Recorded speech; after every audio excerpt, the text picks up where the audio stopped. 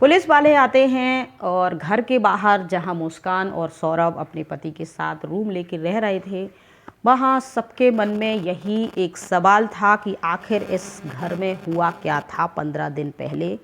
और यहाँ भीड़ जमा हो जाती है और देखना चाहती है। पुलिस वाले अपनी फॉरेंसिक टीम को लेकर सौरभ के घर पहुंचती है और आसपास सब तलाश शुरू कर देती है। 2 पुलिस वाले, जो कि मुस्कान ने बताया था कि बाथरूम में उन्होंने सौरभ की लाश को रखा है, तो वो बाथरूम की तरफ जाते हैं, देखते हैं और बताते हैं सर वहाँ कुछ नहीं है, बाथरूम बिल्कुल साफ़ सुथरा क्लीन है, कहीं किसी प्रकार के कोई भी ब्लड के निशान, दाग धब्बे नहीं हैं। फिर से उसे पूछा जाता है तो वो यही बताती है।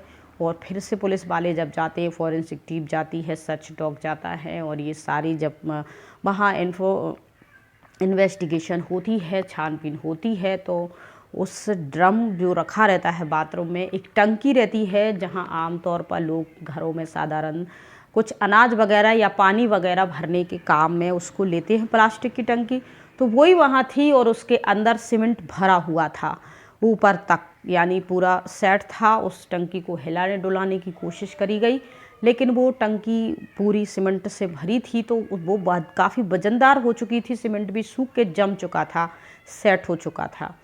उसी टंकी की तरफ मुस्कान इशारा करती है और बताती है उसी के अंदर साहिल है। फिर उस टंकी को उठवाया जाता है, गाड़ी में रखा जाता है और घर के बाहर बहुत सारी भीड़ थी। धीरे धीरे ये जो खबर होती है सोशल मीडिया पर जमकर वायरल हो जाती है, पूरी दुनिया तक ये खबर जाती है और हर एक व्यक्ति के मन में एक सवाल आता है, क्या कोई पत्नी अपने पति के साथ इतनी बर्बरता कर सकती है कि उसको मार के उसके टुकड़े करके टंकी में डाल के ऊपर से सीमेंट उस टंकी में भर देती है घोल के। एक ठोस कब्र तैयार अपने पति की कर दी जाती है, वो भी एक प्रेमी के साथ मिलकर। ये जो उनके हस्बैंड थे वो बाहर रह रहे थे और बाहर से ही मेंटेनेंस का मंथली पैसा भेज रहे थे। ये अपनी बेटी के साथ रूम में रह रही थी।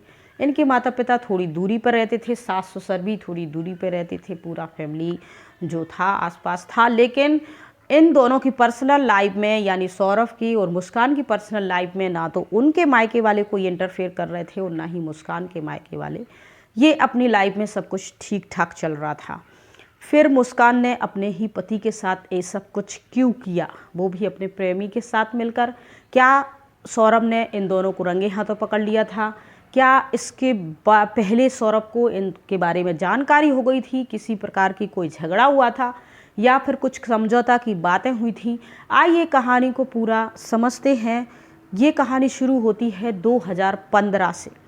2015 में जो सौरभ राजपूत है वो उत्तर प्रदेश के मेरठ का रहने वाला है और वहाँ कॉलेज से बीटेक कर रहा था। अपने दोस्तों के साथ उस मोहल्ले में आना जाना था, उनके को दोस्त रहते थे।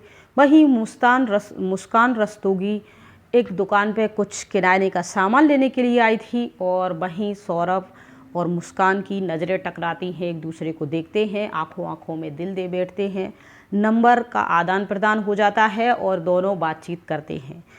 8-10 महीने बातचीत करने के बाद इनकी सौरभ की पढ़ाई पूरी हो जाती है और वह अपने माता पिता से मुस्कान के बारे में बात करता है और शादी की बात रखता है। जो कि सौरभ राजपूत था, तो उनके पिता ने साफ कह दिया था कि हम अपने ही कास्ट की लड़की से तुम्हारी शादी करवाएंगे, मुस्कान रस्तोगी से तुम्हारी शादी नहीं करवाएंगे। इसके बाद जो मुस्कान के माता पिता थे उनको भी इस शादी से ऐतराज़ था। दोनों के परिवार, लड़का और लड़की के परिवार के विरोध के बाद इन दोनों ने अपनी मर्जी से उनके खिलाफ जाके शादी कर ली। शादी के बाद फिर लंदन के एक नेवी में जो सौरभ है उनकी सर्विस लग जाती है। 1 साल सर्विस होने के बाद फिर किसी कारण से उनकी जो जॉब है वो छूट जाती है। घर आ जाते हैं और मुस्कान, सौरभ अपनी पत्नी को लेकर अपने माता पिता के साथ रहते हैं। लेकिन जो मुस्कान होती है वो थोड़ी सी फैशनेबल होती है। जैसे जो राजपूत होते, जो ठाकुर होते हैं, उनके घर की जो बहुएं होती हैं थोड़ी सी पर्दा में रहती, लेकिन मुस्कान ऐसी नहीं रहती थी, नॉर्मल कपड़ों में ही वो रहती थी। घर का कोई काम काज करती नहीं थी। इस वजह से ननद में, सास बहू में थोड़ी सी खिटपिट होती थी। सौरभ मुस्कान को लेकर एक अलग रूम लेकर रहने लगता है और फिर लंदन में उसकी फिर से जॉब लग जाती है एक मॉल में सेल्समैन की, और वो अक्सर वहाँ चला जाता है और 1 साल 6 महीने 2 साल में वो वहाँ से आता है। इस बीच 2019 में सौरभ और मुस्कान को एक बेटी हो जाती है और धीरे धीरे बेटी बड़ी होने लगती है। जो सौरभ है वहाँ काम करता है, 2 साल में वो आता है या 2023 में। तो यहाँ जो होते हैं, मुस्कान के मोबाइल में कुछ आपत्तिजनक मैसेज वो देख लेता है, उससे पूछता है तो वो बताती है कि एक साहिल नाम का लड़का उसके ही मोहल्ले में रहता है थोड़ी दूरी पर, और जब वो अपनी लड़की को स्कूल छोड़ने और लेने जाती है उसी बीच इस साहिल से उसकी मुलाकात हुई थी, जो कि वो यहाँ अपनी बेटी के साथ अकेली रह रही थी, इसलिए उसे अकेलापन फील होता था। साहिल के साथ मिलके दोस्ती करके उसे अच्छा लगता है और अब वो साहिल के साथ ही अपनी बाकी की ज़िंदगी गुजारना चाहती है, सौरभ से तलाक चाहती है। इस पर सौरभ बताता है कि वो लंदन का जो काम है वो छोड़ देगा और वो जैसा कहेगी वैसा रहेगा और यहीं इंडिया में कुछ काम करेगा, और अब उसको अकेलापन फील नहीं होने देगा, और जो भी है साहिल के साथ वो रिश्ता ख़त्म करे, वो उसे तलाक नहीं देना चाहता। बात यहीं ख़त्म हो जाती है। सौरभ फिर से लंदन चला जाता है और इनकी बेटी स्कूल आने जाने लगी, थोड़ी बड़ी हो जाती है, समझदार, मतलब 5 साल की ये लड़की हो जाती है और अपने नानी नाना के साथ ज़्यादा घुली मिली रहती है। तो साहिल और मुस्कान को अब पूरी फ्रीडम थी, ना तो उसका हस्बैंड था ना बेटी थी डिस्टर्ब करने के लिए। जब भी मौका मिलता साहिल और मुस्कान एक ही कमरे में, एक ही घर में, मुस्कान के घर में दोनों पति पत्नी की तरह रिलेशन में रहते थे, नशा करते थे और जो भी उनको मर्जी करते रहते थे। साहिल उधर से सौरभ पैसे भेजता रहता था और ऑनलाइन बताया जाता है खाना वाना मंगा के ये लोग खाते रहते थे। लेकिन सौरभ जब फ़ोन पे बातचीत करता था तो मुस्कान कुछ ज़्यादा बातचीत सौरभ से नहीं करती थी। इस पर सौरभ अपनी सास को फ़ोन करता था और कहता था कि अपनी बेटी को जाके समझाओ, देखो कि वो क्या कर रही है, मुझे शक है कि वो साहिल नाम के लड़के के साथ उस घर में रह रही है, तो उसे समझाओ।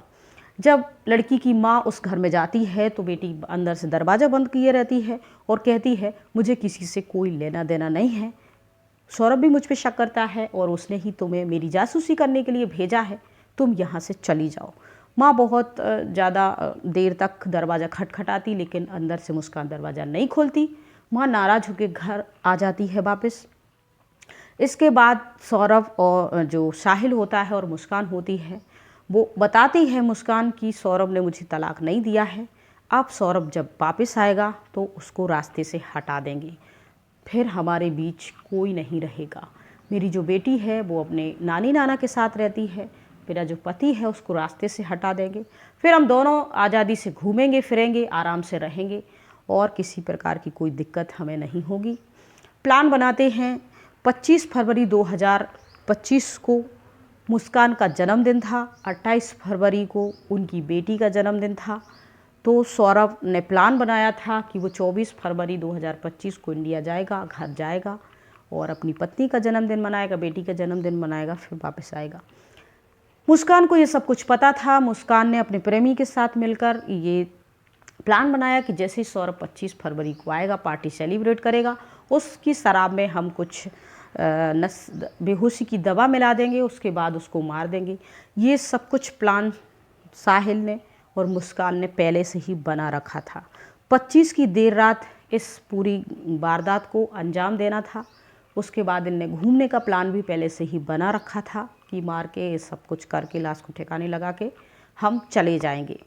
जैसे ही सौरभ आता है, वो शराब नहीं पीता है, तो 25 को ये प्लान जो है चौपट हो जाता है।